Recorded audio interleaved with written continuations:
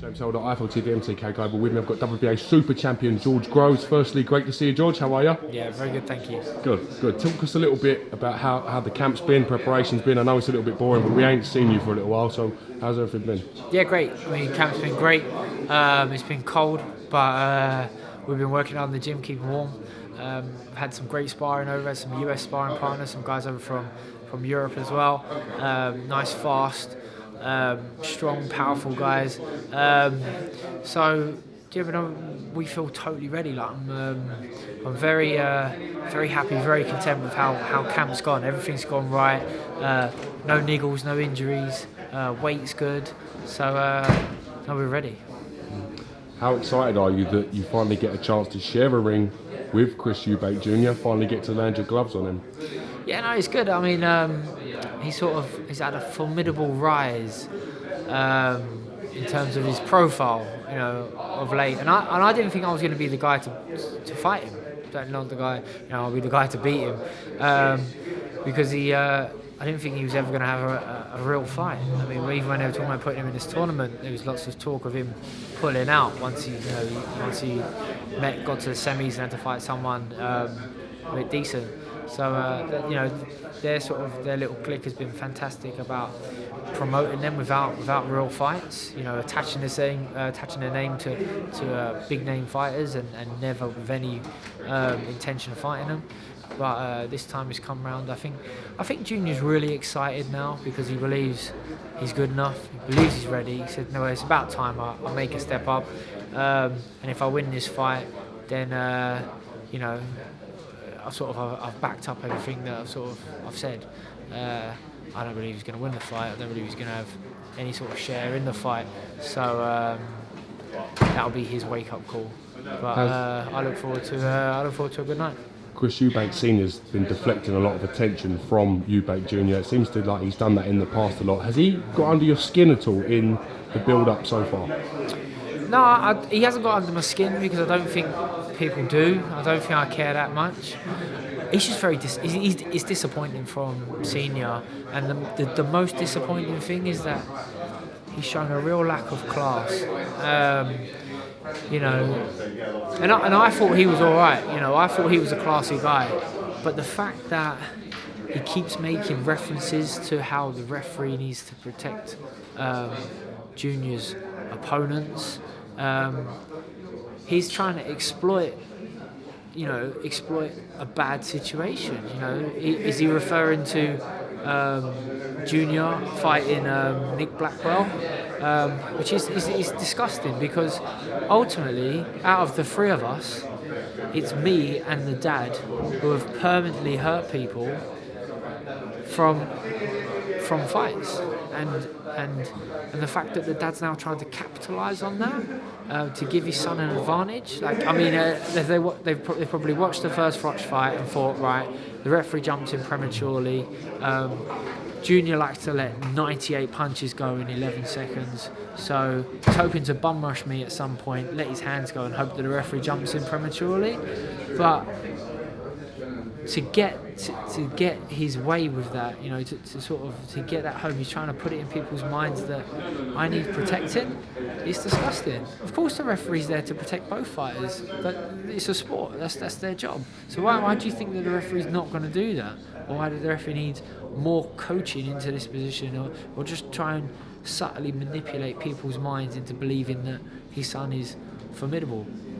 His son is human, isn't he? He's not going to have loaded gloves. He's not on drugs. Like, we're being drug tested. So he's a pumped up middleweight without an impressive KO rating, who knocked out a chap in his last fight, and that is it.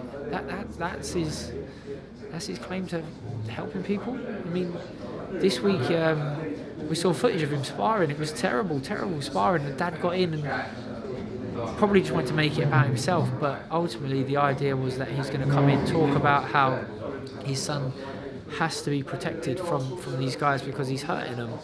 Well, apart from the fact he wasn't hurting that sparring partner, and then the dad says go to the body, and then Eubank hits him straight in the face. It's like, is that just a tactical ploy for their sparring? But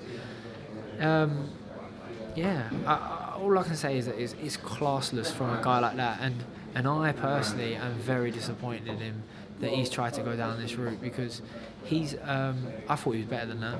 I thought he was better than that, and he's not. He's you know, there's a win at all costs element to a lot of people, but he's trying to manipulate the mindset of people before this fight has taken place. But no one listens to him, no one takes him that seriously, so, you know, I don't feel like that's going to work. As I say, it's just I think it's disgusting, really. With the situation you've been involved in with past opponent Edouard Goodneck, does Eubank senior comments hit home a little bit more? Would you be more offended than maybe a fighter that hasn't been in that situation? I think so. Because I'm aware of it. I understand it. I feel it. I live it. You know, it's, you know, and people need to really understand what he's trying to say. He's trying to say that he's going to permanently hurt me. That, like, I need saving from a referee. That, and you talk about when people are permanently hurt. We know what that is. We know about Eubank Senior and Michael Watson, and we don't know the day-to-day ordeal that Watson's been through, but we can see what's happened, what can happen from a fight, and I just thought someone, he has first-hand experience of what that feels like. He knows I do. He knows his son's been kind of involved in that sort of thing. So why is he trying to exploit this now? Disappointing. I need a stronger word than disappointing, and it's classless from him, as I say. Let's talk a little bit about tactics. How do you expect Chris Eubank Jr. to start the fight? Do you expect him to come out all guns blazing, or do you expect him to come out a bit more tactically, a bit more cuter? Well, it's hard. It's hard to tell in that I don't believe he'll have a winning formula. You know, there's as I was talking about his dad talking about the referee having to stop the fight.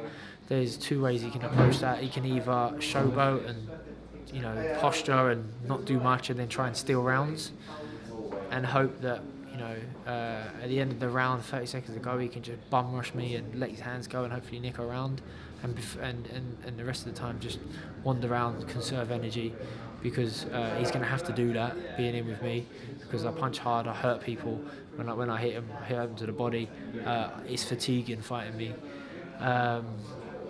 So yeah, he could try and nick rounds, or he can try and fight fire with fire and walk through shots and let his hands go and hopefully be busier than me. I know his dad used to say you have to win every second of every round, and I said, well, okay, but no, that means you have to take it to them, get in their face, let your hands go, punch, don't stop punching. Eubank's not fit enough to do that. He wasn't fit enough to do that against Arthur Abraham, who wasn't even punching back. How's he going to be able to do that against me? So, is he fitter now? What has he changed? Because he says he's in the gym every day, he always has been. So I doubt he's going to be that much more fitter for facing me. He might be up for it.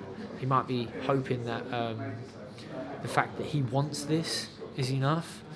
But believe me, I wanted to beat Carl Froch in the rematch, and it didn't happen. Do you know what I mean? It just didn't happen. Maybe because I was focusing too much on too many different things. Maybe he's doing the same. You know, he's got a new clothing line out. He's looking at houses. He's doing this. He's doing that. He's dreaming about what it's like to be a huge success. What he's forgot is the fundamental part is you got to be winning the big fights, and he's yet to do that. So he's going to have to try and beat me first. Either which way he wants to do it, we've got a formula for beating it. As I say, if he wants to waste time, step round, and try and steal rounds, he's got no chance doing that. Or if he just tries to just set upon me, bum rush me from the start, then he's going to walk onto a hell of a lot of shots, and he's not going to get the right information from the corner. He never does, and that's when he's he's going to get iced. Think you'll be the first man to stop Chris Eubank Jr. Yeah, or do you definitely see it going to the points? No, I don't see points. He leaves too many open targets for me to take advantage of, and when I hit him hard and I hit him crisp. we used to spar and I used to steady his legs constantly with right hands, and that was way back in the day when I used to only throw a few shots around. I used to move from rope to rope to rope because that was what I was drilling in sparring, that's what we were practicing. He had a big full face head guard on. I'm hitting him with 16-ounce gloves. You know, it's the lead into this fight for him, for his opponents, is all wrong. You know, I fight nothing like Arthur Abraham, like Yildirim, whereas, you know, yeah, okay, Cox was a southpaw, but Chudinov and Cox, both aggressive, come forward fighters, and they couldn't walk through my punches. Eubank's smaller than both of them, well, maybe not Cox, but certainly smaller than Chudinov. He won't be able to walk through my shots. So we'll have to wait and see. But he's definitely going to go. Could be early. We're going to catch up with you fight week. There's so many other people here to speak to you. There's so many more questions and things I want to ask you, but I'm going to save it for next week. George Groves, thank you very much for giving me some time today. Nice one. Cheers, James. Good talking to you. Thank you, mate.